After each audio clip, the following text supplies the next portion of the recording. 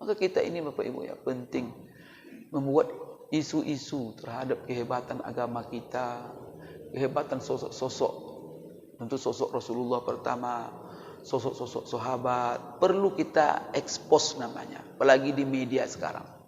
Rajin-rajin kita. Abu Bakar itu siapa? Pak, kena kehebatan. Karena manusia ini Pak cenderung mencintai yang baik. Cenderung mencintai orang-orang yang mulia. Cenderung mencintai orang-orang yang berakhlak.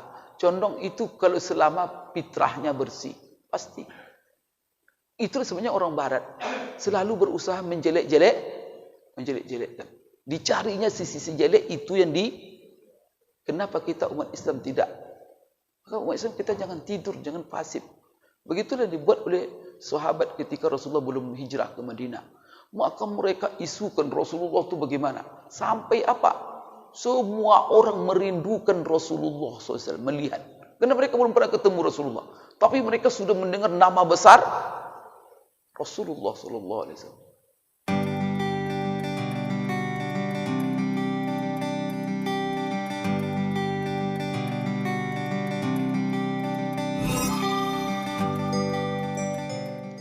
Bismillahirrahmanirrahim. Assalamualaikum warahmatullahi wabarakatuh.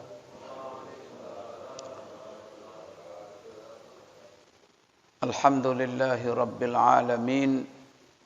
Hamdan yuwafi ni'amahu wa yukafi mazidah. Ya Rabbana walakal hamd, walakal syukur, walakal thana'ul hasan, kama yanbaghi li jalalika wa azimi sultanik.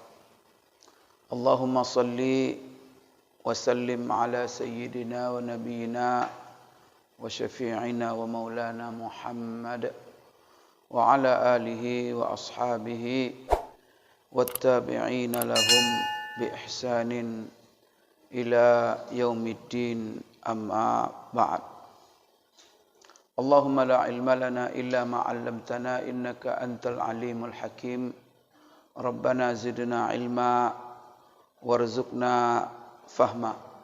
Allahumma inna nas'aluka ilman nafi'a wa rizqan tayyiba wa amalan salihan mutaqabbala. Allahumma ja'alna mimman yastami'una al-qawla fayattabi'una ahsana. Allahumma ja'alna birahmatika fi ibadika salihin. Bapak-bapak, ibu-ibu, jemaah subuh, hafizakumullah wara'akum. Pertama sekali syukur kepada Allah Subhanahu wa taala, serta kita tidak henti-henti memuji, menyanjung, bertasbih, bertahmid yang tidak ada batasnya. Bapak Ibu, pada hari-hari ini kita diingatkan dengan masuknya kita tahun baru Hijriah ini dengan banyak hal yang perlu kita renungi. Pertama sekali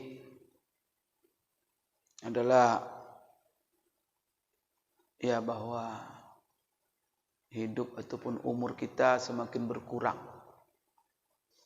Bahwa dengan memasuki tahun baru ini, dengan berjalannya waktu, semua kita memastikan bahwa kita semakin dekat ke garis finish. Kita ini semuanya ada garis start, ada garis finish. Ini harusnya menjadi renungan bagi kita. Allah dalam Al-Quran mengingatkan kepada kita, ayat ini ketika turun Bapak Ibu sekalian, Rasulullah menangis, sehabis-habis menangis,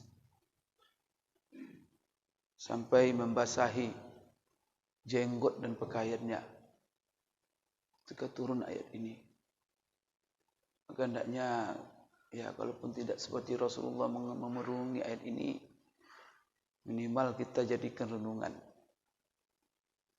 Jadi pada satu subuh Rasulullah masuk ke masjid, Rasulullah menangis terisak-isak, tidak seperti biasanya. Maka Bilal, tukang azan Rasulullah SAW, bertanya, Ma yubkika ya Rasulullah. Apa yang membuatmu pagi-pagi ini menangis?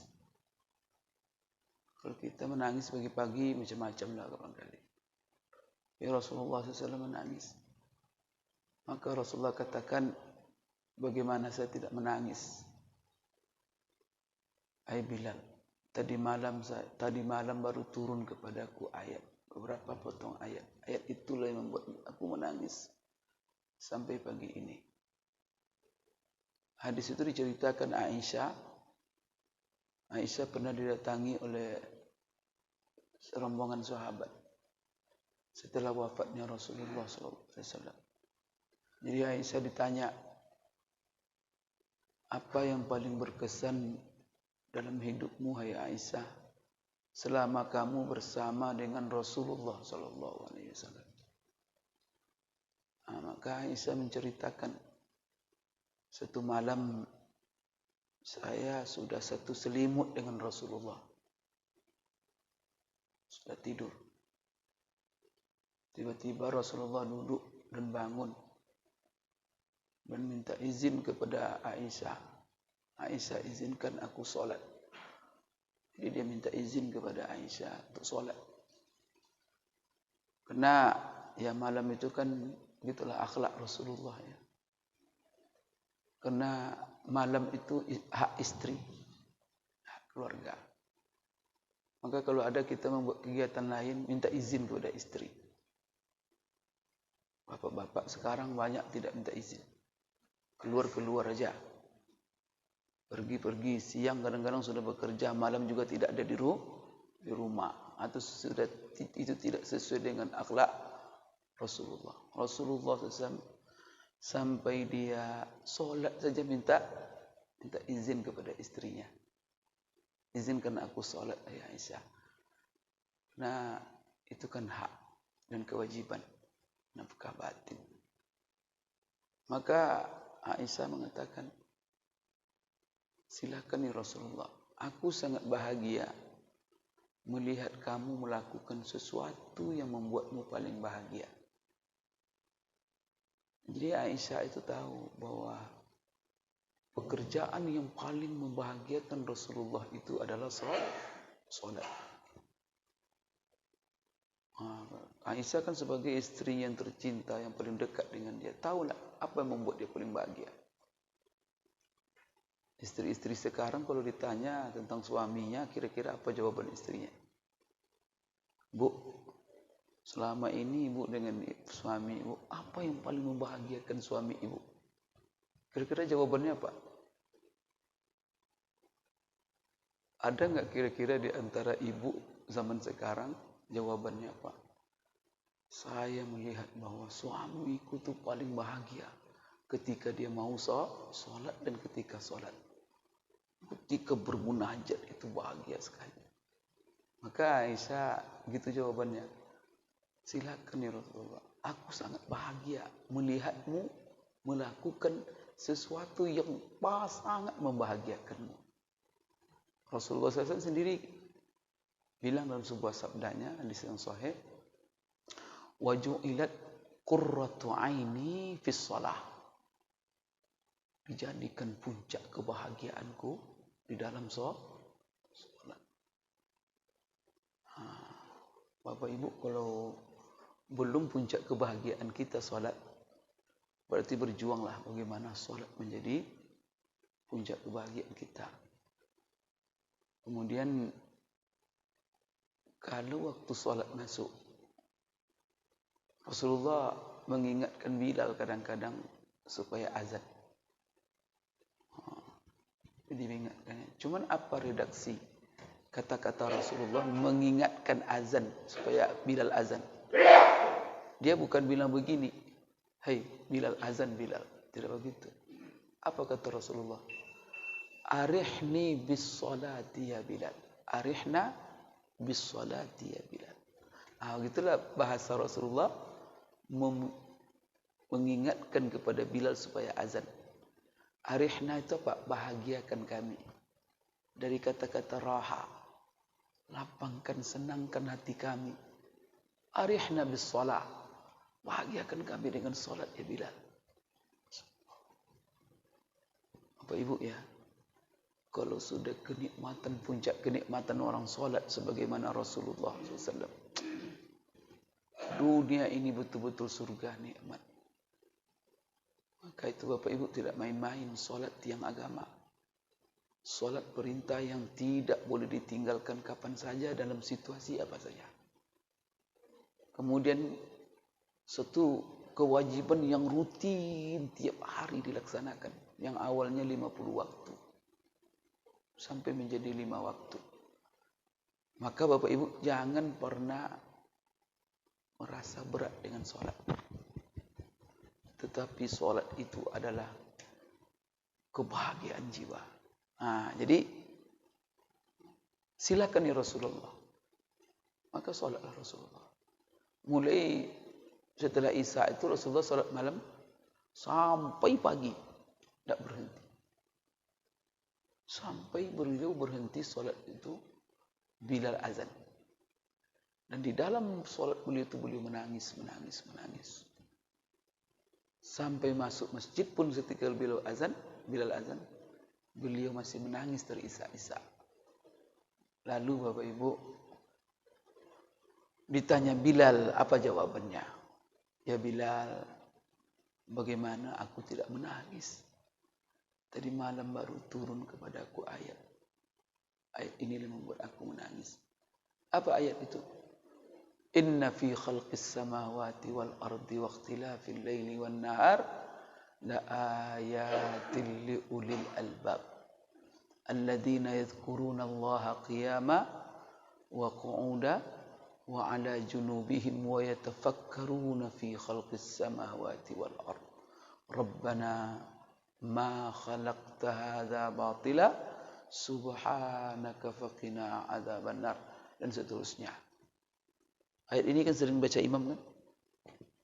Tapi ada kita yang menangis mendengarnya? Ada yang membuat kita terisak-isak ketika ayat itu dibacakan?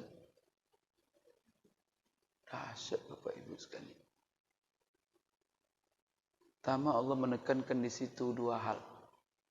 Pertama, penciptaan langit dan bumi. Kedua adalah peredaran siang dan malam. Pergantian siang dan malam. Penciptaan langit dan bumi. Ujungnya oleh Allah la ayat. Itu harus menjadi tanda. Bukti-bukti yang nyata. Bukti-bukti dan tanda-tanda yang harus menjadi renungan dan pelajaran. Bukti-bukti yang nyata atas kemahakuasaan Allah. Maha dahsyatan Allah. Kesempurnaan Allah dalam segala sifat-sifatnya. Berarti kita disuruh, itu ayat. Maka Quran itu dinamakan ayat. Kenapa? Karena harus selalu dibaca. Kemudian tidak boleh dibaca begitu saja. Tetapi yang paling inti daripada ayat itu liyadabbaru ayati.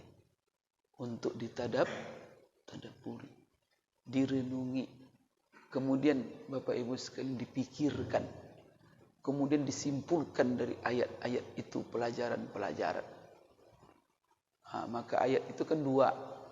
Ayat-ayat kauniyah yang terbentang di alam semesta ini. Kemudian ayat-ayat yang kita baca.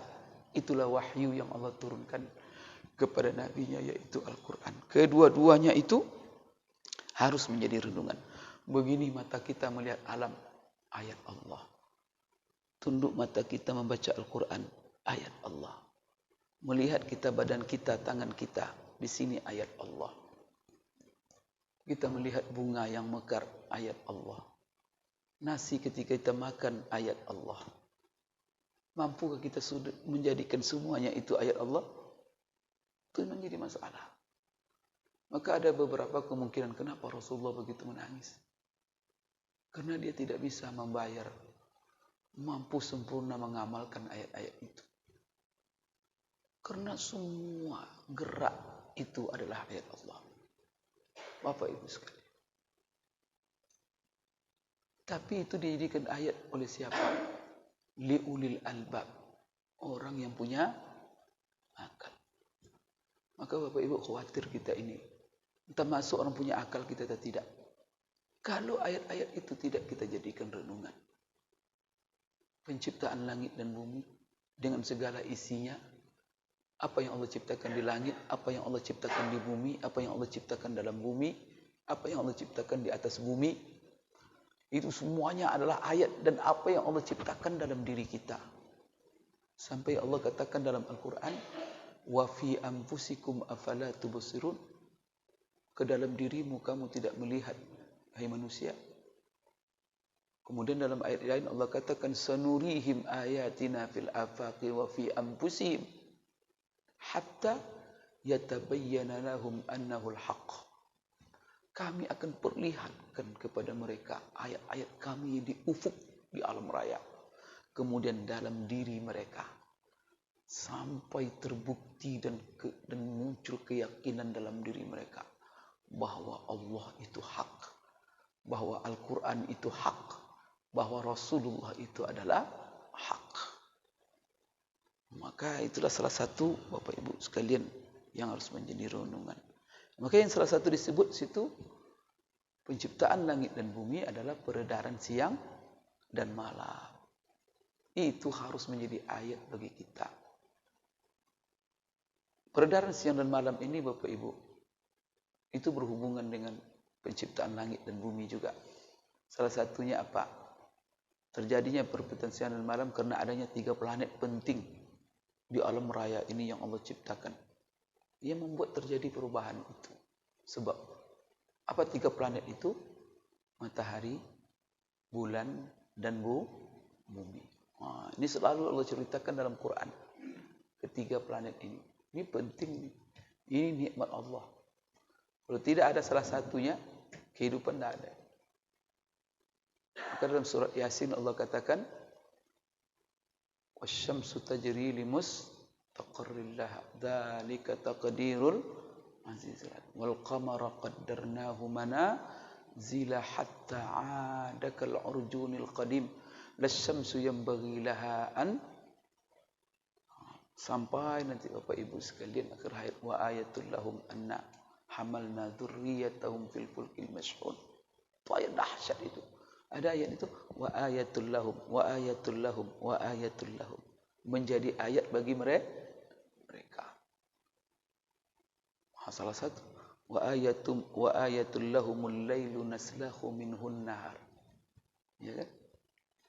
Wa ayatul lahumul ardul maitatu ahyainaha. Itu ardu bumi. Jadi bumi disebut di situ, matahari, bulan. Tiga ini. Coba diamati surat Yasin. Ibu-ibu di sini tidak ada lagi wirid Yasin ya. Penting itu surat Yasin itu. Surat Yasin itu dahsyat Bapak Ibu. Dalam satu riwayat dikatakan surat Yasin itu qalbul Quran, jantungnya Al-Quran. Kalau bisa baca tiap hari, tiap malam sebelum tidur baca surat Yasin. Tapi dibaca dengan pemahaman makna. Al-Quran itu Bapak Ibu ya, kalau kita paham dan maknanya itu menyentuh, tak mau Bapak melepaskan ini membacanya. Mungkin Bapak ulang satu ayat kita pahami, sampai pagi kita ulang. Maka Rasulullah sering mengulang satu ayat sampai pagi. Kena sentuhan ayat itu ke jiwanya. Terus sebabnya ada pernah sahabat, setiap dia baca Quran, qul huwallahu ahad, itu aja dibacanya. Dia jadi imam. Setelah Fatihah, qul huwallahu. Itu terus. Panggil Rasulullah, kenapa kamu qul huwallahu terus? Ya Rasulullah, surah Al-Ikhlas itu aku sangat mencintainya. Setiap aku baca, imanku semakin subur. Maka aku tidak bisa lepas darinya. Maka apa kata Rasulullah? Kalau itu alasanmu baca qul huwallahu terus, anta ma'a ma ahbabta. Kamu bersama apa yang kamu cintai. Silakan. Ulang. Maka berusaha Bapak Ibu yang mentadabburi. Salah satu yang disuruh oleh Al-Quran kita mentadabburi dalam ayat yang diturunkan ke Rasulullah tadi, waqtilafil laili wan nahar. Terjadi perubahan siang dan malam. Bapak Ibu, dunia ini akan berubah. Mau tidak mau kita pasti berubah. Ini harus kita apakan? Karena perubahan itu ada dua. perubahan yang sifat ijbari, perubahan yang sifat ikhtiari. Allah kepengen Bapak Ibu, kita mengamati perubahan itu secara kauni alami, yang mana itu adalah sunnatullah, supaya kita juga melakukan perubahan secara ikhtiari pilihan kita. Maka ni badan kita ni berubah, kita tidak tahu Bapak Ibu. Coba mengaca. Setiap 5 tahun foto Bapak Ibu dipajangkan. Bagaimana bentuknya? Bagaimana bentuk sekarang? Kemudian kalau gigi tak ada, buka gigi itu. Lihat nanti kulit yang keriput. Itu semua apa Bapak Ibu? Tak ada perubahan. Tapi jangan alam ini semuanya berubah, kita tak pernah berubah. Supaya kita juga menciptakan perubahan. Jadi ada perubahan sifatnya kauni, harus berubah.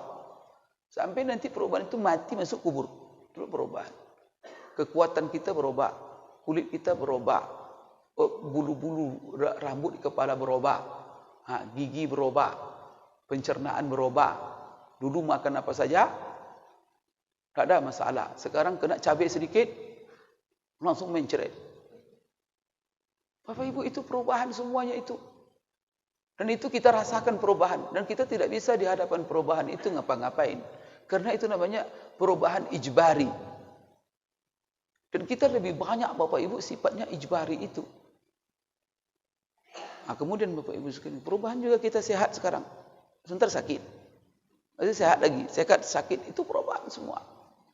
Maka di sini Bapak Ibu, pergantian tahun itu harus menjadi renungan bagi kita. Karena itu timbul daripada perubahan siang dan malam. Kalau saya tanya Bapak Ibu, dengan tahun baru masuk ini 1443 Hijriah.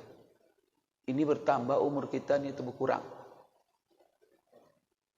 Bertambah Bapak Ibu. Tapi Ibu selalu mengatakan bertambah pula umur katanya. Bertambah, berkurang. Boleh dikatakan bertambah benar, berkurang benar. Tapi pastinya jatah sudah berkurang. Kenapa? Karena kita pasti finishnya sudah ditentukan. Ada finish itu ajal namanya.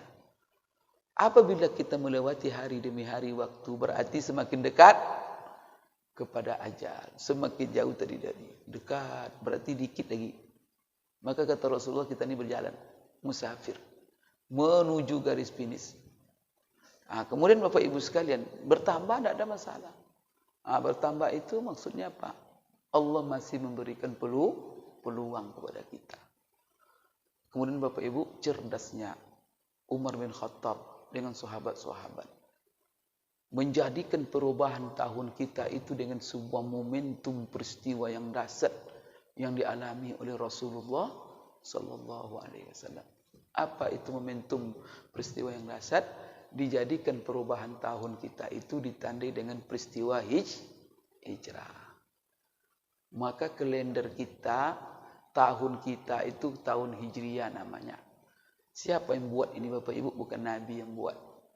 Tetapi yang membuat ini adalah sahabat Rasulullah sallallahu alaihi wasallam. Jadi Umar pada tahun ke-16 Hijriah itu. Maka di masa Nabi sudah ada kalender Hijriah belum? Di kalender apa yang dipakai? Macam-macam aja. Apa mereka apakan. Kalau orang Arab, pas Rasulullah lahir, langsung kalender mereka robah menjadi kalender gajah namanya. Itulah sebabnya ketika kita belajar, Rasulullah SAW itu lahir pada tahun berapa?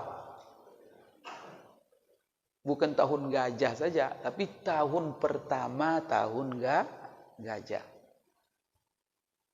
Jadi orang Arab itu kalau membuat kalender sesuai dengan peristiwa penting yang terjadi di tengah-tengah mereka. Apa peristiwa penting? Itulah tentara bergajah Abraha yang datang ingin menyerang Ka'bah, menghancurkan Ka'bah. Orang Quraisy tidak berdaya apa-apa menghadapinya. Maka kata Abdullah Ibn Abdul Muttalib, kata Abdul Muttalib bahwa apa? Ka'bah itu ada yang punya, Rabbul Ka'bah. Kami serahkan kepada Tuhan yang punya Ka'bah. Bapak Ibu, apa yang terjadi? Orang Quraisy tidak bisa apa-apa, nonton aja. Gajah akan dihadapi. Mereka tak pernah lihat gajah. Dibawa oleh Abraha. gajah besar-besar itu. Apa yang terbayang? Mereka tonton. Tapi subhanallah, Allah kirimkan burung ababil. Dan Allah abadikan kisah itu di dalam alam tarakai fafa'ala rabbuka bi ashabil fil alam yaj'al kaidahum fi tadlil. Itu peristiwa dahsyat, mukjizat betul itu. Peristiwa aneh. Maka apa orang Quraisy semenjak terjadi peristiwa itu, mereka buat kalender mereka namanya kalender gajah. Di tahun terjadi peristiwa itu, di tahun itulah lahirnya Rasulullah sallallahu alaihi wasallam. Maka Rasulullah lahir tahun 1 tahun gajah. Maka kalender ini bisa macam-macam namanya Bapak Ibu. Kemudian Bapak Ibu sekalian, setelah itu patokan oleh ahli sejarah peristiwa penting dalam dari Rasulullah. Setelah itu adalah diangkat Rasulullah menjadi Rasul. Itu step-step. Lahir, diangkat menjadi Rasul. Setelah itu hijrah, setelah itu wafat. Ini kan peristiwa penting. Kemudian Bapak Ibu sekalian, ketika Rasulullah setelah meninggal, belum ada kalender yang mapan. Tapi terjadi banyak masalah. Umar ini kan pemimpin paling hebat ini di dalam sejarah Islam. Pemimpin yang mengutamakan, yang telah meletakkan pondasi-pondasi manajemen negara. Jadi manajemen tata negara, Umar ini luar biasa. Jadi beliaulah orang yang telah memanage negara. Kemudian banyak hal-hal manajemen negara ini yang dia lihat dan juga diadukan oleh sahabat. Butuh kepada kalender. Jadi umat Islam belum punya kalender lagi. Sampai Umar bin Khattab dengan sahabat sepakat membuat kalender Hijriah. Kalender ini maksudnya apa Bapak Ibu? Tahun 1, 2, 3, 4, 5. Ini tahun pertama, belum ada.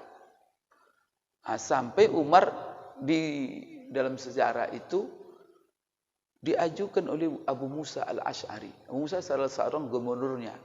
Dia menerima instruksi dari Umar. Instruksi umpamanya 13 Rajab. Nanti datang lagi 13 Rajab. Rajab. Tapi Rajab tahun berapa? Kalau Bapak sekarang mendapat surat tanggal sekian Rajab, tanggal sekian, tahunnya tidak ada. Ini mana surat yang pertama, mana surat kedua, mana surat yang ketiga. Kemudian masalah hutang piutang, tertanggal 12 Rabiul Awal. Nanti ada pengaduan di mahkamah. Ini 12 Rabiul Awal apa? Tahun ini, 2 tahun yang lalu, ketika terjadi dakwah, bagaimana hakim menyelesaikannya? Jadi banyak persoalan karena ketidakadanya kalender. Akhirnya ini adalah suatu hal yang mendesak. Dibawa oleh Umar bin Khattab seluruh sahabat, pembesar sahabat untuk rapat. Begitulah pemimpin Islam. Umar begitu orangnya apa. Tapi Bapak Ibu suka musyawarah. Memutuskan perkara ini adalah perkara umat. Untuk ditetapkan di tengah umat. Ketika itu masih hidup Ali bin Abi Thalib. Masih hidup Utsman bin Affan. Dan pembesar. Yang meninggal waktu itu kan Abu Bakar. Nah Umar setelah Abu Bakar. Bapak Ibu. Jadi pertama sekali dalam rapat itu. Apa kalender kita? Yang kita gunakan untuk penanggalan administrasi kita semua. Macam-macam memang usulannya. Ada yang mengatakan kita pakai saja kalender Persia. Persia ini Bapak Ibu ya, kalendernya lucu. Siapa presidennya itu kalendernya. Pokoknya kita nih ya. Dulu ketika Soekarno, maka tahun Soekarno namanya. Tahun pertama Soekarno. Tahun kedua mati Soekarno, ganti pula kalendernya. Jadi dia labil, tidak jelas. Kemudian juga Mesir kuno, mereka punya kalender merujuk kepada wafatnya Zulkarnain yang diceritakan Allah di dalam surah Al-Kahfi. Wa yas'alunaka 'an Dzulqarnain. Qul sa'atlu 'alaikum minhu dzikra. Kemudian juga tidak diterima. Akhirnya ditetapkan jangan pergi ke mana-mana. Termasuklah kalender Masehi yang dipakai oleh Romawi. Maka tidak ada urusan kita dengan yang lain. Itu identitas masing-masing. Kita harus membuat tahun kalender sesuai dengan identitas Islam dan umat Islam. Maka di situ muncul beberapa usulan. Sahabat yang mengusulkan, gini aja lah Umar, kita buat kalender kita itu kalender dari kelahiran Rasulullah SAW. Sekarang membuat kalender itu apa? Menyepakati apa tahun pertamanya itu dari mana startnya. Itu. Kemudian kita buat dari peristiwa apa. Ini yang mereka ingin sepakati. Ada yang mengatakan, tapi hubungannya dengan identitas Islam. Itu pertama nilai yang mereka sepakati kaedahnya. Sekarang apa? Ada yang mengusulkan lahirnya Rasulullah SAW. Artinya Bapak Ibu, kalau sempat disepakati waktu itu lahirnya Rasulullah, maka kalender kita ini mirip-mirip dengan Masehi. Miladul Masih. Maka miladi, kalender miladi. Kalau mereka milad Masih, maka kita namanya Miladur Rasul, kelahiran Rasul. Kalau sempat terjadi itu kalender kita, tahun keberapa sekarang? Kalau dihitung dari kelahiran Rasul. Kalau 1443 Hijriah, itu dari hijrah. Berarti 1443 tahun yang lalu terjadi peristiwa hijrah. Jadi tahun pertamanya tahun mana Rasulullah dari situ hitung tahun pertamanya. Sampai sekarang sudah 1443. Kalau kita hitung dari lahir, sudah berapa tahun sekarang nih?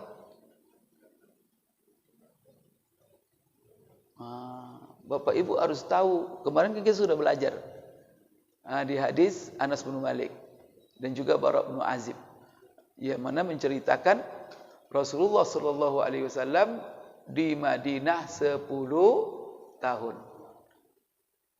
Umur Rasulullah berapa? 63 tahun. Di Madinah dia 10 tahun. Berarti ketika hijrah berapa umurnya? Wafat 63, dia selama 10 tahun.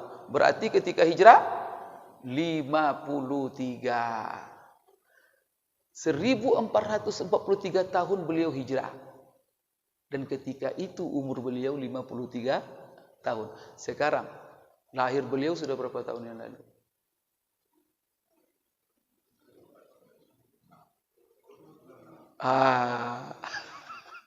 Kan gampang lagi, 1443 tambah 53. Berarti Rasulullah itu lahir 1496 tahun yang lalu. Tinggal 4 tahun lagi Bapak Ibu, 1500. Itu Bapak Ibu. Akan gampang kita menghitung-hitung. Maka kalau dibuatlah kalender Miladur Rasul, maka pada tahun ini 1496 Miladur Rasul, kelahiran Rasul. Ada lagi mengusulkan jangan dari lahir Rasul. Kenapa? Karena ketika Rasul lahir, Islam belum muncul. Karena tadi kan sepakatnya identitas Islam. Kapan Islam itu baru muncul? Rasulullah lahir belum ada. Malah jahiliyah di mana-mana. Kalau begitu bagaimana kalau kita buat patokannya dari Rasulullah diangkat menjadi Rasul. Umur berapa waktu itu? Umur 40. Maka kalau dibuatlah Bapak Ibu dari Rasulullah diangkat menjadi Rasul, kalender kita bukan hijrah namanya, kalender Ar-Risalah. Mana lebih enak ya? Kalender hijrah atau kalender Risalah? Enak juga sebenarnya kalender Risalah. Artinya startnya diangkat Rasulullah menjadi Rasul. Atau disebut juga bi'sah. Bi'satun Nabi SAW. Bi'sah itu diangkat jadi Rasul. Sekarang kalau dari situ mulainya Pak, berapa tahun kita ini? Antara dia angkat menjadi Rasul sampai beliau hijrah, berapa tahun? Kan 40 umurnya. 53 hijrah, berarti 13 tahun.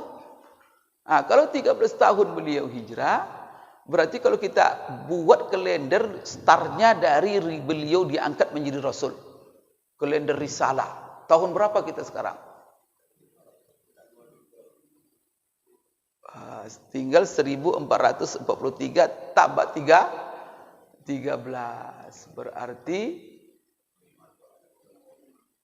56 ya? Ya, 1456. Berarti kalender kita sekarang tahun 1456 risalah. Akhirnya itu juga tidak diterima oleh sahabat mayoritas. Kenapa? Karena ketika Rasulullah diangkat menjadi Rasul, Islam belum nampak. Malah ketika itu Islam, Bapak Ibu dan Rasulullah dakwahnya dicegat-cegat. Dan beliau menghadapi tantangan yang luar biasa. Kita sudah ceritakan bagaimana Rasulullah awal dia mengangkat jadi Rasul, dakwah dilakukannya dengan cara sembunyi-sembunyi. Berapa lama? 3 tahun. Maka Bara bin Azib mengatakan, Bapak Ibu, Rasulullah di Mekah itu hanya 10 tahun. Padahal 13. Maka analisa kenapa dia sebut 10 tahun atau Anas bin Malik? Masalahnya Bapak Ibu, dia tidak masukkan periode dakwah sembunyi-sembunyi selama 3 tahun. Jadi setelah 3 tahun beliau berdakwah sembunyi-sembunyi, dan itu dalam tekanan, dalam ancaman, Bapak Ibu sekalian, baru dia dakwah jahar. Dakwah jahar itu ditandai dengan turunnya ayat fasda' bima tu'mar. Sekarang ya Muhammad, jangan kamu sembunyi lagi. Proklamirkan dakwah kamu terang-terangan. Awal dakwah terang-terangan itu dalam sejarah, Bapak Ibu sekalian, Rasulullah kumpulkan orang-orang Quraisy. Di mana? Di Bukit Sofa. Berdiri Rasulullah di Bukit Sofa. Orang-orang Quraisy datang ke sini, saya membawa pada kalian berita besar. Orang Quraisy kan selama itu percaya ke Rasulullah kan. Mereka yang menggelar Rasulullah Al-Amin. Apapun sampai Rasulullah tidak ada pernah. Karena dia tak pernah bohong sekalipun. Sekarang dia panggil, ayo. Berarti berkerumun mereka. Setelah itu Rasulullah bilang sama mereka, kalau seandainya saya beritakan kepada kalian semua, ada tentara yang akan menyerang kalian dari belakang bukit ini, semua kalian percaya tak? Percaya, katanya. Disitulah mulai Rasulullah berdakwah bahwa di dunia, setelah dunia ini ada akhirat. Kemudian bahwa Tuhan yang berhak disembah itu hanya Allah. Lalu satu-satu pergi lagi. Untuk ini kamu panggil kamu Muhammad. Karena mereka tahu konsekuensinya. Bapak Ibu sekalian, yang penting dia 3 tahun dakwah sirri. Setelah itu 10 tahun beliau jahar.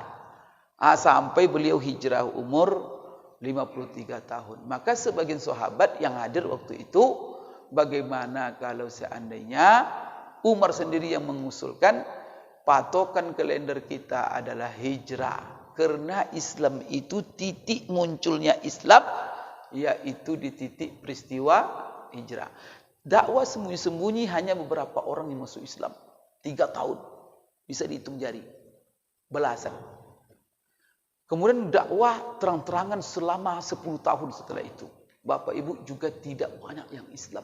Boleh dihitung dengan jari. Orang-orang Quraisy yang masuk Islam. Puluhan. Bayangkan 13 tahun. Tapi Alhamdulillah, dakwah Rasulullah yang kontinu itu.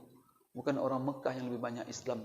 Tetapi Islam lebih berkembang di Madinah. Jadi perjanjian Aqabah pertama, Aqabah kedua, orang-orang Madinah. Tiap tahun bahkan mereka datang haji. Kedatangan mereka haji tiap tahun itu yang dimanfaatkan Rasulullah untuk mendakwah mereka masuk Islam. Maka masuk Islamlah beberapa tokoh-tokoh Madinah. Pulang mereka berdakwah. Setelah mereka berdakwah, berkembang Islam di Madinah, Bapak Ibu sekalian. Kemudian ada satu hal yang menarik, Bapak Ibu ya. Di Madinah itu isunya Rasulullah itu luar biasa. Besar nama Rasulullah itu yang dikembangkan oleh sahabat-sahabat Rasulullah. Sehingga Bapak Ibu, orang Madinah itu semuanya merindukan kedatangan Rasulullah SAW. Maka kita ini Bapak Ibu ya penting membuat isu-isu terhadap kehebatan agama kita, kehebatan sosok-sosok. Tentu sosok Rasulullah pertama, sosok-sosok sahabat, perlu kita expose namanya. Apalagi di media sekarang. Rajin-rajin kita. Abu Bakar itu siapa, Pak? Karena kehebatan. Karena manusia ini, Pak, cenderung mencintai yang baik. Cenderung mencintai orang-orang yang mulia. Cenderung mencintai orang-orang yang berakhlak. Cenderung itu kalau selama fitrahnya bersih. Pasti. Itu sebenarnya orang barat. Selalu berusaha menjelek-jelekkan. Dicarinya sisi-sisi jelek itu yang Kenapa kita umat Islam tidak? Maka umat Islam kita jangan tidur, jangan pasif. Begitulah dibuat oleh sahabat ketika Rasulullah belum hijrah ke Madinah. Maka mereka isukan Rasulullah itu bagaimana? Sampai apa? Semua orang merindukan Rasulullah SAW, melihat. Karena mereka belum pernah ketemu Rasulullah. Tapi mereka sudah mendengar nama besar Rasulullah SAW. Sampai Bapak Ibu, orang Yahudi pun di Madinah merindukan melihat siapa benar yang Rasulullah itu. Masya Allah. Apa pertanda nama baiknya luar biasa. Tiba dia di Madinah itu Bapak Ibu. Semua penduduk Madinah sepakat mengangkat dia menjadi pemimpin. Maka Rasulullah itu tiba di Madinah menjadi orang nomor 1. Kalau bahasa kita langsung jadi presiden. Ya kan? Ada pilkada waktu itu, Pak? Ada pemilihan waktu itu Rasulullah jadi pemimpin. Kemudian ada perang. Sahabat-sahabat Israel mengancam semua orang Madinah kalau tidak kalian jadikan Rasulullah. Ada orang yang terluka. Tapi herannya Pak, sepakat. Itulah pentingnya kita membangun isu. Maka kadang-kadang orang tak beres pun kalau isu kan baik, sehingga orang juga menganggap dia baik. Kadang-kadang banyak yang ketipu. Ini tanggung jawab umat Islam, Bapak Ibu. Maka kita tukuk-tukuk. Sekarang heran saling serang-serang menyerang. Sehingga tidak ada yang tidak ada yang dilihat tokohkan lagi. Ini kerja Yahudi betul, Pak. Sini. Astagfirullah. Ini gimana kita akan maju? Ini teori Yahudi betul. Bapak Ibu sekali. Herannya ketika mereka Rasulullah ingin hijrah ke Madinah. Baru isu Rasulullah mau datang. Tahu nggak Bapak Ibu? Seluruh penduduk Madinah keluar ke perbatasan Madinah. Menunggu Rasulullah SAW datangnya Rasulullah. Seluruh penduduk. Kecuali yang Islam yang belum Islam. Mana Muhammad itu? Tahu Bapak Ibu? Karena kan dulu informasi tidak ada handphone, tidak ada telegram, tidak ada apa. Maka kalau isu, sehingga mereka tiap hari itu keluar di Kuba. Kuba itu gerbang masuk Madinah. Karena di situ kalau orang datang dari Mekah, maka mereka melihat tiap hari selama sebulan. Pagi mereka duduk menunggu mana Muhammad. Sore belum datang, pulang lagi mereka. Besok datang lagi. Bahkan Bapak Ibu ada banyak di antara mereka karena kepingin orang menjadi orang pertama melihat Rasulullah SAW. Bagaimana mereka itu menyambut di gerbang itu? Naik ke pohon kurma, manjat. Di tiap pagi manjat dari atas, lihat dari jauh. Nanti sore-sore waktu itu gimana kira-kira kerinduannya untuk bertemu Rasulullah SAW. Dan gimana isu yang mereka bangun tentang Rasulullah SAW. Rasulullah tidak ada ngirim apa-apa, Pak. Tidak ada ngirim sembako. Tidak ada. La ilaha illallah ya. Sosok luar biasa Bapak Ibu. Karena kalau kita umat ini tidak bangga dengan Rasulullah SAW. Datang mereka Bapak Ibu Rasulullah ke sana. Tiba di Madinah itu. Berebut-rebut mereka. Berebut-rebut mereka mengajak membawa Rasulullah. Karena Rasulullah belum punya rumah. Belum tempatnya tempat singgah. Rasulullah di Madinah tidak punya keluar. Tidak ada keluarga di Madinah itu. Tak ada rumahnya. Dan tak pernah dia meminta bangunkan ke sahabatnya, bangunkan saya rumah. Tidak ada. Maka tiba di Kuba dia singgah. Numpang di rumah seorang sahabat. Setelah itu apa yang dibangunnya? Pertama masjid. Bangun masjid dulu. Setelah itu dia dari Kuba pindah ke Madinah. Ketika dia berangkat dari Kuba ke Madinah, Seluruh penduduk Madinah, kecil, perempuan, laki-laki keluar semua. Yang tokoh, yang orang biasa keluar mengiringinya. Sampai Bapak Ibu padatnya itu. Saya tak terbayang oleh saya. Dia pergi dari Kuba ke Madinah itu hari Jumat. Hari Jumat, Pak. Kemudian tiba di sebuah lembah namanya Lembah Ranuna. Kalau Bapak ziarah sama saya tunjukkan tempatnya. Di lembah itu dibangun sampai sekarang sebuah masjid namanya Masjid Jumat. Jadi kalau Bapak ke Madinah nanti tanya, mana Masjid Jumat? Orang bawa Bapak Ibu ke situ. Di masjid itu, disitulah pertama tempat Rasulullah pertama melaksanakan sholat Jumat pertama dalam Islam.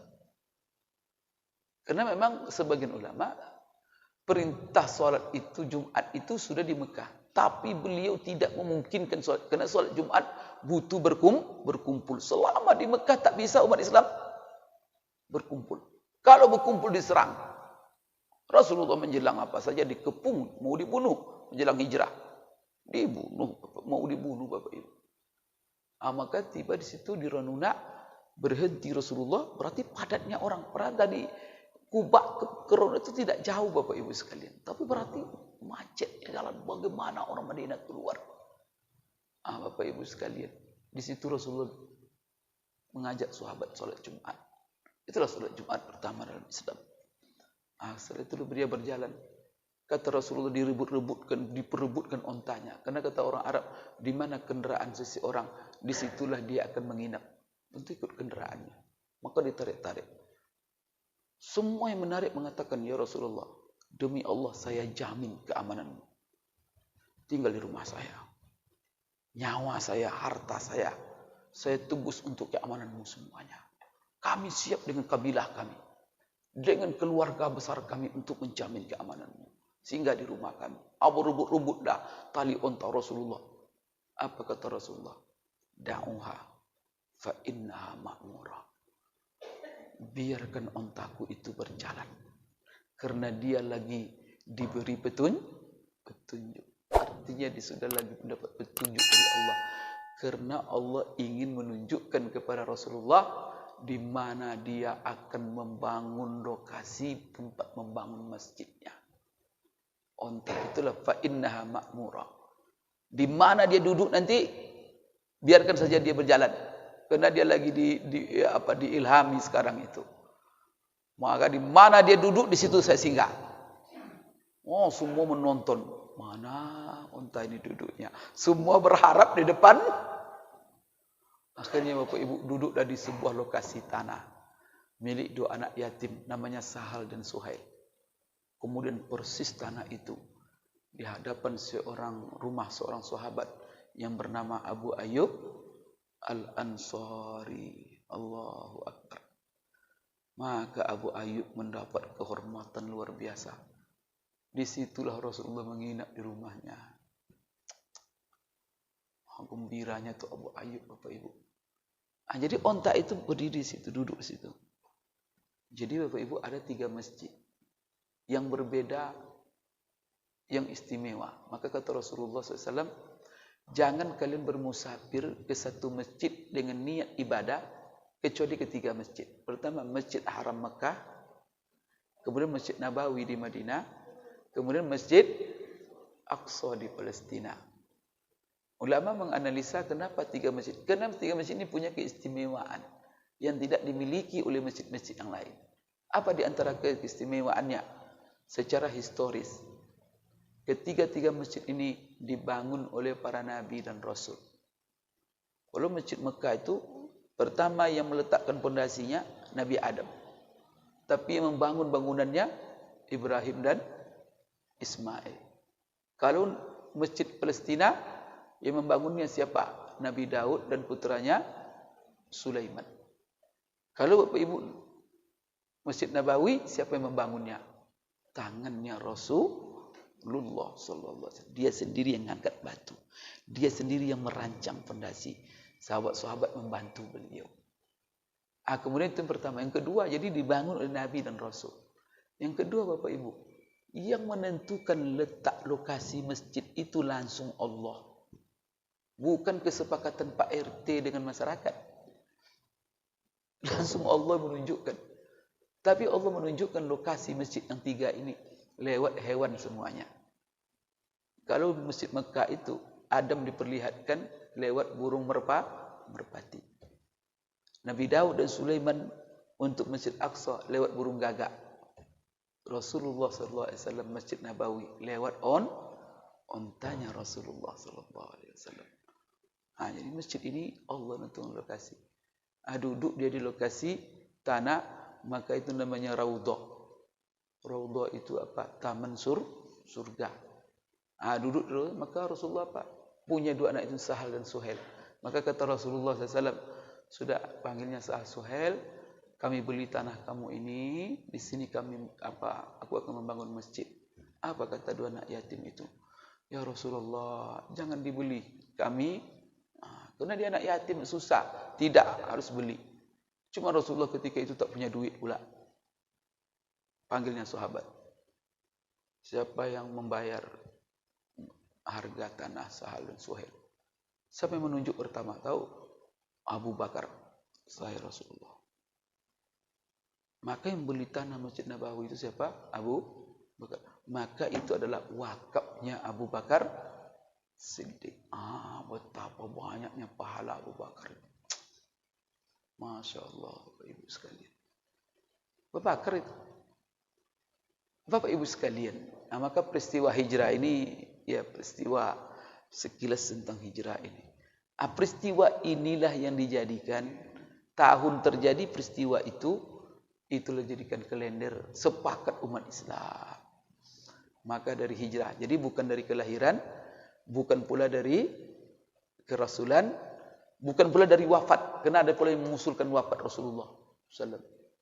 Rasulullah sampai sekarang ini sudah berapa tahun wafatnya? Tahu Bapak Ibu? Gampang masalah. Kalau 1443 kurangnya 10.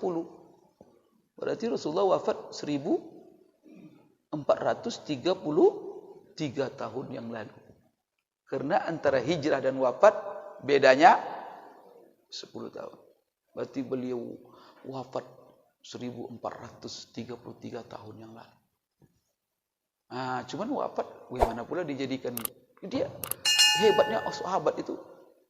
Kalender itu perubahan tahun. Start tahun. Maka harus ada peristiwa. Karena itu adalah indikator. Karena di situ ada semangat. Maka Bapak Ibu dipilihlah hijrah. Maka dengan hijrah Pak ya, setelah Rasulullah di Madinah, langsung dibeli jadi pemimpin, Islam pun berkembang. Jadi berkembang Islam itu bukan dari Mekah. Tapi berkembangnya Islam itu dari Madinah. Setelah Rasulullah Sallallahu Alaihi Wasallam hijrah. Dan hijrah ini Bapak Ibu bukan main-main. Yaitu untuk mengamankan agama. Maka harus mencari tempat yang aman. Yang nyaman. Karena di Mekah ketika itu tidak aman. Rasulullah disuruh pindah oleh Allah. Setelah Allah takdirkan, tentukan Madinah adalah tempat yang paling nyaman bagi beliau untuk mengembangkan dakwah ini ke seluruh dunia. Maka cahaya Islam itu dari Madinah. Itulah sebabnya Bapak Ibu ya, para sahabat ulama berbeda pendapat. Mana yang lebih mulia? Bumi tanah haram Mekah atau tanah haram Madinah? Ya, di sini berbeda pendapat. Ada yang mengatakan tanah haram Mekah lebih mulia daripada tanah haram Madinah. Ada yang mengatakan tanah haram Madinah lebih mulia dari tanah haram Mekah. Kenapa? Salah satu alasannya adalah karena tanah Madinah adalah tanah yang menyimpan jasad makhluk dan manusia yang paling mulia, yaitu Rasulullah dimakamkan di mana? Di Madinah. Maka manusia yang paling mulia, di mana di bumi dia di situ dikuburkan. Kalau makam Nabi yang pasti itu kan cuma satu Bapak Ibu, makamnya Rasul. Yang lain-lain itu masih dikeragui kebenarannya. Makam Nabi Ibrahim, makam Nabi apa. Tapi Rasulullah itu pasti di situ. Bapak Ibu sekalian yang dimuliakan Allah, inilah startnya kalender kita. Jadi ada hal yang perlu saya sebutkan. Kapan Rasulullah itu hijrah? Tahu Bapak Ibu? Rasulullah itu hijrah bulan Rabiul Awal. Sepakat seluruh ulama itu. Maka ada nyanyi 12 Rabiul Awal beliau lahir, 12 Rabiul Awal beliau hijrah, 12 Rabiul Awal beliau wafat. Cuma Bapak itu ditanya nanti. Umat Islam ini lucu. Peristiwa hijrah itu di bulan Rabiul Awal. Tapi memperingati hijrah di bulan Muharram.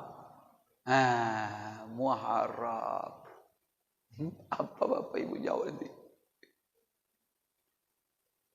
Maka kita kembali kepada musyawarah tadi. Jadi setelah musyawarah mereka tetapkan peristiwa hijrah sebagai tahun pertama. Dan saat terjadi musyawarah itu sudah tahun ke-16. Karena kan peristiwa hijrah dari wafat sampai wafat Rasul 10 tahun. Setelah itu Abu Bakar jadi khalifah 2 tahun. Berarti berapa? 12. Dan terjadi musyawarah ini yaitu tahun ke-4 Umar bin Khattab menjadi khalifah. Berarti ke tahun ke-berapa? 16. Maka sudah tahun ke-16 terjadi ini.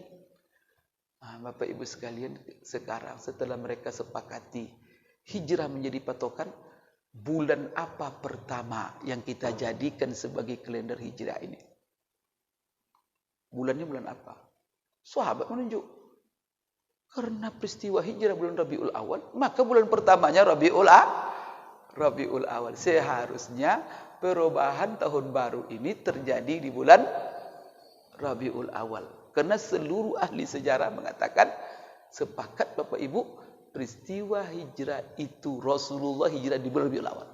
Bukan Muharram. Tidak ada satupun ahli sejarah mengatakan Muharram. Maka diusul Rabiul Awal. Tapi Umar, Ali, apa segitu tidak. Ada yang mengusulkan bulan Ramadan. Karena itu bulan yang paling suci. Karena enak juga itu kan perubahan tahun kita setiap Ramadan bulan pertama. Ada lagi mengusulkan macam-macam Bapak Ibu. Akhirnya Umar mengatakan, saya mengusulkan. Kalau saya usulkan bulan pertamanya itu adalah bulan Muharram. Kenapa? Salah satu alasannya begini. Diambil daripada makna hijrah. Hijrah itu kan berpindah Bapak Ibu. Hijrah itu perubahan. Hijrah itu bisa berubah dari berpindah dari satu tempat ke tempat lain. Kemudian konsekuensi pindah itu memang meninggalkan tempat pertama dengan segala pengorbanan. Tinggal di tempat yang baru.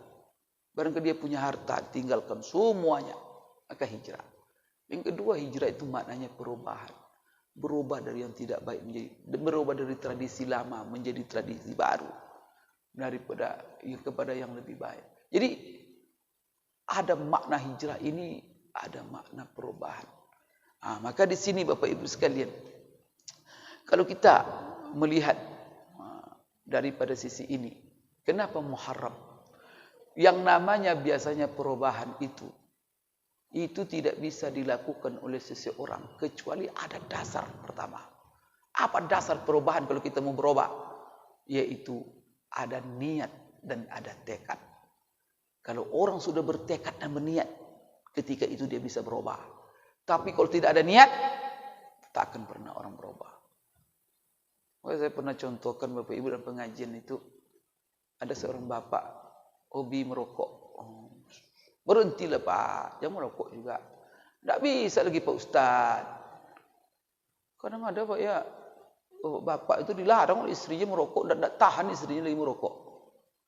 Bang, berhentilah merokok itu. Ini gigi abang udah kuning-kuning, bau mulut abang udah apa, tidak sedap betul lah. Berhentilah merokok.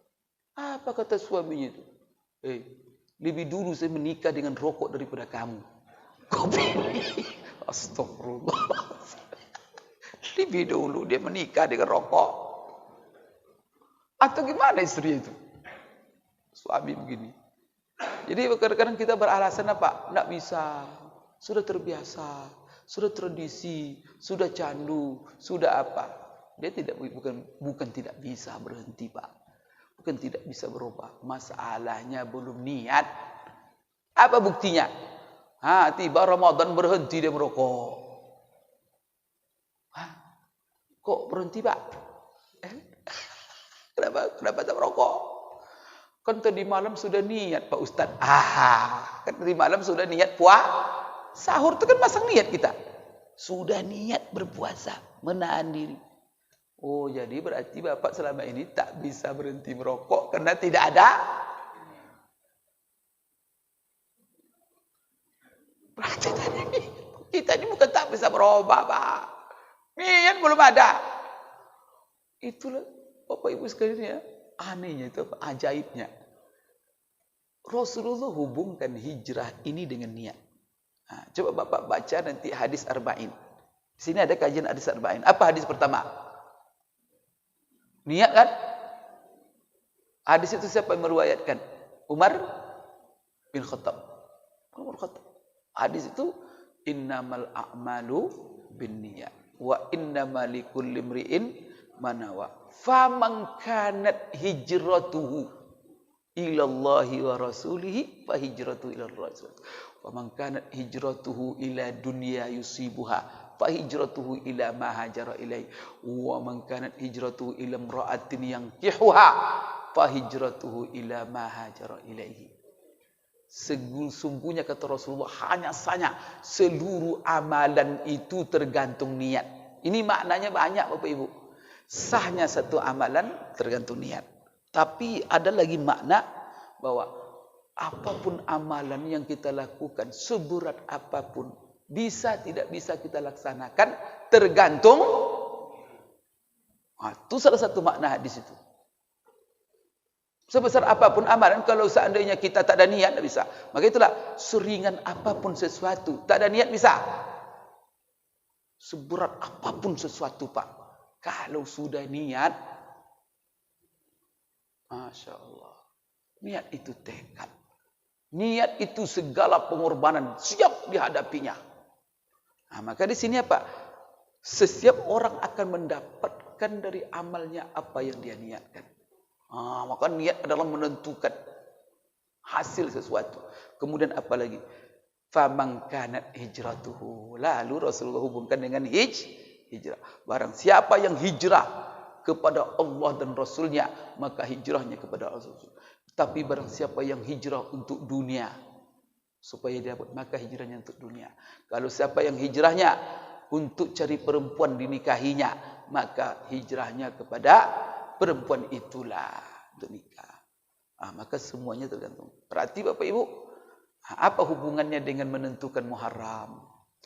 Jadi kata Umar bin Khattab, memang peristiwa hijrah itu terjadi di bulan Rabiul Awal. Tapi untuk kalian ketahui, saya bersama Rasulullah, tekad Rasulullah untuk hijrah itu sudah bermula di bulan Muharram. Oleh karena itu, karena tahun kita ini pakai tahun hijrah, yang namanya hijrah mulai dari niat dan tekad. Jadi tekad Rasulullah itu bulan Muharram, Safar, Rabi. Jadi dapat izin dari Allah itu untuk hijrah itu baru Rabiul Awal. Muharram itu sudah siap dan bertekad dia untuk hijrah. Maka dimulailah dari tekad. Maka itulah dijadikan Muharram sebagai awal. Dan ini memberikan pelajaran kepada kita. Kenapa Muharram? Supaya setiap tahun hijrah itu masuk, kita harus membuat tekad baru untuk berubah dan berpindah kepada yang lebih baik. Bapak Ibu sekalian, itulah sekarang pelajaran-pelajaran hijrah yang diuraikan oleh para ustaz-ustaz. Ini yang ingin saya sampaikan Bapak Ibu ya. Saya ingatkan. Kemudian setiap tahun baru Hijriah ini kita diingatkan kepada peristiwa hijrah. Kalau bisa Bapak Ibu, kita kaji setiap awal tahun ini peristiwa hijrah dari awal sampai akhir dan apa pelajaran-pelajaran kita. Itu penting sekali. Maka saya mengapresiasi masjid-masjid membuat namanya peringatan supaya, tapi jangan sejam apa Pak, jadi buat betul peringatan. Kalau bisa bersambung. Sehari-hari itu kajian hijrah. Siapa yang ikut? Kita bawa kitab sirah tentang hijrah. Dari mana mulainya hijrah Rasulullah, bagaimana hijrahnya, apa persiapan, apa yang berlaku. Mulai dari beliau ketika mau hijrah itu dikepung oleh orang-orang Quraisy, mau dibunuh. Setelah itu keluar dari situ beliau langsung bersembunyi di gua apa namanya? Di gua Sur namanya Bapak Ibu ya. Kan ada gua Hira namanya. Itu wahyu pertama itu. Itu terletak di bukit Jabal An-Nur namanya. Bukitnya namanya Nur, guanya Hira. Kalau bersembunyi Rasulullah menjelang hijrah di gua apa? Sur. Gua Sur ini letaknya di mana? Di bukit, di Jabal bukit namanya Bukit Sur. Jadi nama gua dan nama bukit itu sama. Saya pernah naik ke atas Pak, 2 jam. 2 jam ke puncak itu. Artinya naik turun itu 2 jam. Memang nampak kota Mekah semuanya. Tapi itu kan, kenapa Rasulullah begitu capek-capek tuh, lelah. Begitulah sunnatullah dalam berdakwah. Sebenarnya kalau Allah melindungi Rasulullah, apa salah? Dia buta, orang Quraisy semuanya salah. Mudah bagi Allah semua. Tapi itulah hidup ini perjuangan. Makanya bilang, ya Allah, kalau lapar datangkan nasi, ya Allah, datangkan, kalau haus datangkan minum. Ngapain susah-susah kami cari makan? Jangan bilang gitu. Allah sanggup. Lapar nasi. Tapi apa arti hidup ini tidak ada bahagia? Semuanya karena perjuangan itu yang membuat orang Allahu Akbar. Itu sunnatullah Bapak Ibu sekalian. Jadi kalau kita ambil bagaimana beliau bersembunyi, apa yang terjadi dalam persembunyian dengan Abu Bakar sampai Rasul katakan la takhaf wa la tahzan innallaha ma'ana. Kemudian bagaimana strategi hijrah itu dilakukan, siapa saja yang berperan dalam hijrah itu. Ada namanya Asma, ada namanya Uraiqid, ada namanya Bapak Ibu, apa peran masing-masing. Kemudian bagaimana Rasulullah merencanakannya, perbekalannya, banyak sekali kisah menarik sekali. Maka setiap tahun hendaknya diulang peristiwa hijrah itu, dibaca sejarahnya. Dan di dalam sejarah itu penuh dengan spirit kehidupan dan pelajaran yang dahsyat. Rugi kita Bapak Ibu sekalian. Ya, mudah-mudahan Bapak Ibu sekalian, ini ya termasuk apa yang kita jelaskan ini adalah tentang ya kehidupan Rasulullah, khususnya berhubungan dengan hijrah. Itu dapat saya sampaikan Bapak Ibu pada pagi hari ini. Mohon maaf atas segala kekurangan. Terima kasih atas perhatian. Mudah-mudahan bermanfaat bagi kita semua. Aku lupa lihada wa astaghfirullah li wa lakum. Subhanakallahumma rabbana wa bihamdik. Asyhadu an la ilaha illa anta astaghfiruka wa atubu ilaik. Wabillahi taufiq wal hidayah. Assalamualaikum warahmatullahi wabarakatuh.